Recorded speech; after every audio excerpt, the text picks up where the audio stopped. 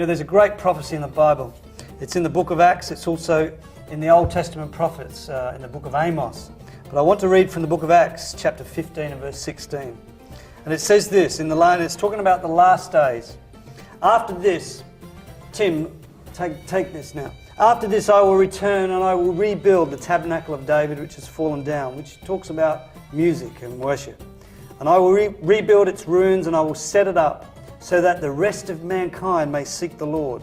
Even all the Gentiles, that's all the non-Jewish nations of the world, who are called by my name, says the Lord, who does all these things.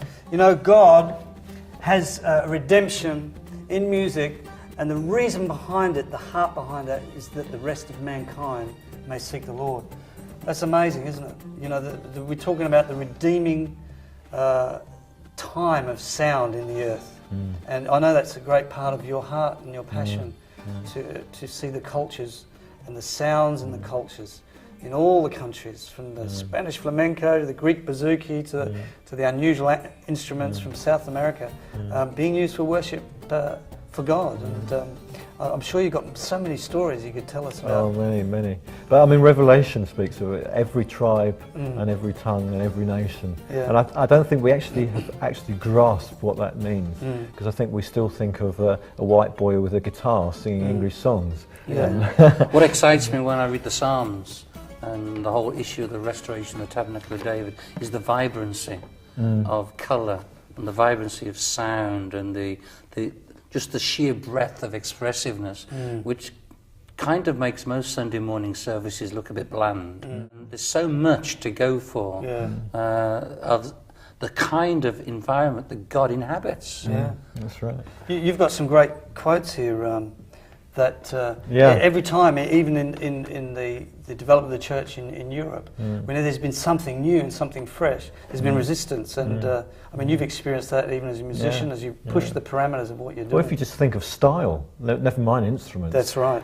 We seem to only have a few different styles. You know, where is flamenco? Where's calypso? Where's reggae? Where's all these different styles in church? And yet, people actually aren't scared of them. There was an occasion up when I was in Preston working with Graham Kendrick, actually, and we one of the things that we used to do, there's a guy called Steve Thompson, a black keyboard player who's a very good friend of mine. We work a lot closely, and there's an old song of Graham's, Shine Jesus Shine, and we used to always at the end of the song look at each other and go into this massive reggae feel, which used to always cause a laugh and a stir. It's a great song, I love that. But at one time when we were in Preston, we were actually doing something for the Archbishop of Canterbury, and so we were supposed to be on our best of behaviour, and you know, we wanted it to go really well, and we were getting towards the end of the service, and me and Steve looked at each other, and we knew exactly what we were going to do at the end.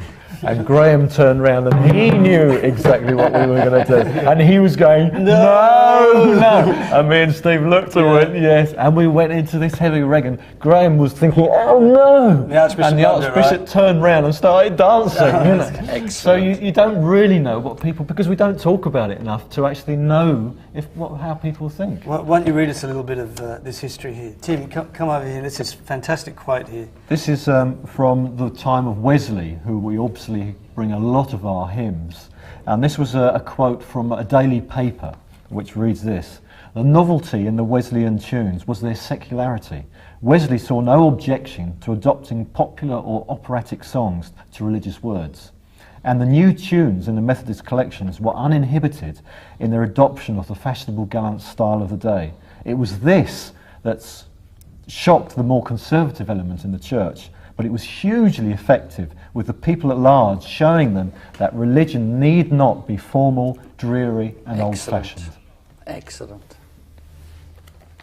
Well, that's not old-fashioned, is it? No, what do you do with this? What do you do with this? Well, this is actually What's it called? This is called a tar, and it's from a family of drums called the frame drums. And this is actually related to the timbrel in the Bible, which most people thought timbrels were tambourines, but it was actually, at first they didn't have the metal jingles.